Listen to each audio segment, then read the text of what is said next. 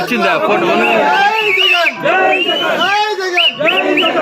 రమేష్ నా చెప్పు, రమేష్ చెప్పు. హలో, గాంధీనగర్ నుంచి 2వ వార్డు కానీ 3వ వార్డు కానీ యా నాయకులు ఆ పక్క పోయినా మేము గాంధీనగర్ నుంచి మేము యువకుల్లో మేము భయపడే ఇదే లేదు. యుద్ధానికి సిద్ధం.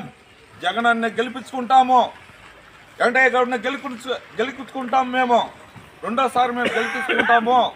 మాకి వెంకయ్య గౌడు మాకు బాగా చేసినాడు ఎమ్మెల్యే గారు.